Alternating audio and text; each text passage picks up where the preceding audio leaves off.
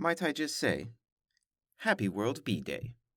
And welcome everyone to the Lofi Poli Sci podcast. I'm your host, Michael Pickering. That's right, Lo-Fi as in low fidelity, low quality, in your face, messy as can be, global news show.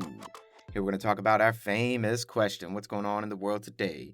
It's time for another day of Lo-Fi global news, fresh off that press, coming at us from the AP World section. Lebanese attacks Syrian voters in sign of growing resentment. An update to Syrian presidential election news, though not in Syria. You see, in Lebanon, people have started threatening, and in some cases, even attacking, Syrian people for going to the Syrian embassy to cast their vote in the upcoming Syrian presidential election. It takes place next week. There seems to be a lot of people in Lebanon who are not happy about President Assad running for a fourth term, and they are surely letting their voices be heard. Right now, Assad has been in power for about 21 years, and he's looking to make it 28 come next Wednesday. Keep your eyes open, Lo-Fi Nation. Lots more to come on this. Next up, source, the BBC Technology section. Ransomware. Should paying hackers ransom be illegal? So you may have heard about the United States pipeline company that was hit with major cyber attack last week in the form of ransomware attack. It completely shut down the pipeline, and gas prices went up in different parts of the country quite a bit. It's pretty major ransomware, really.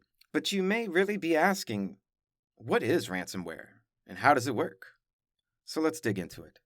You see, think of ransomware as a computer virus that infects your computer, captures some of your data, and then tells you that you can't have it back unless you pay a certain amount of money. And that's it. That's ransomware. You're holding people's data hostage for ransom.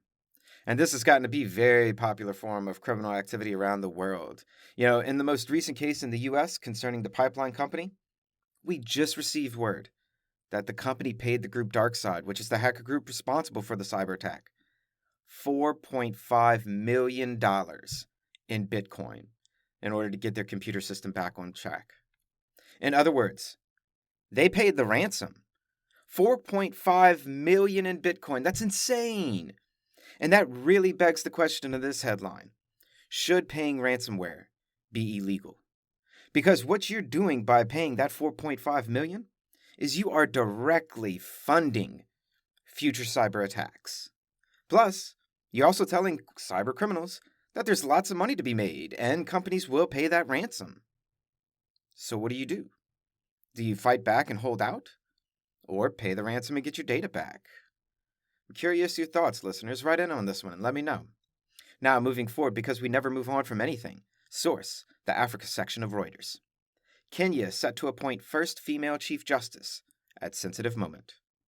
Now, this is spectacular news. Not only is Chief Justice to be Martha Koome the first woman to head the judicial branch in Kenya, she's the first woman to head any federal branch of government in the country's history. Now, the part of the headline that talks about at a sensitive moment is talking about next year's presidential election coming up. See, current president of Kenya, Uhuru Kenyatta, theoretically, well, he's termed out, meaning he can't run for office again. He's done. However, that most certainly has never stopped anyone before from changing the laws to allow them to run for presidency again. And that law, if changed, would go before the Supreme Court and before our new Chief Justice. That's why the headline says at a sensitive moment. Because it will fall to Martha Koome, the first female Kenyan head of the judiciary, and other justices to uphold democracy in a big way in Kenya. Oh, and if you didn't notice, the current president is named Uhuru Kenyatta, the president of Kenya. Sound kind of alike to you? It should. It's because the country was named after his father, who is the country's first prime minister as well as first president after the country gained independence during decolonization in the 1960s. So yeah, let that tell you a little bit about family and politics. And our following story comes from the world of the Associated Press. Ethiopia set to start generating power from Blue Nile Dam. Big update here, people. The time has finally come. And Ethiopia, wait for it, is about to piss off Sudan and Egypt to no end by turning on their new dam on the Nile River. Talks in the past have all failed between the three countries, which of course Egypt and Sudan are against the dam because it would cut off the flow of the Nile to their countries, which is extremely important for development in both places. And Egypt has directly warned Ethiopia about this. And now, it seems to be an old-fashioned game of chicken. Ethiopia isn't backing down, though, and once they flip that switch on for the dam, the ball will be in Egypt's courts. Eyes wide open on this one, Lo-Fi listeners. It could be a very long summer in Ethiopia and Egypt. And a last piece of news to send you on your way for the day, NPR's Science section. Why you should celebrate World Bee Day. Oh, let me answer that question for you right here, right now. Because they're amazing, that's why. Bees, there's so many different kinds, and they do so much for our environment that directly impacts us as human beings. They produce delicious honey. They pollinate beautiful flowers and trees, and on I could go. But instead, why don't you, on this beautiful World Bee Day, why don't you go and find at least one way that bees be cool?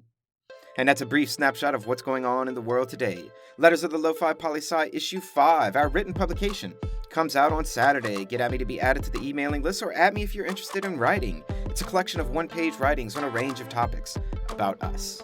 It could be poetry, it could be essay, it could be Dear Diary. We're just starting small, with lots of room to grow. Always remember that Lofi Poli Sci is more than just me. It's the we that we be. Peace and well-being to all my human beings out there. Much love and always the best. Pickering, signing off.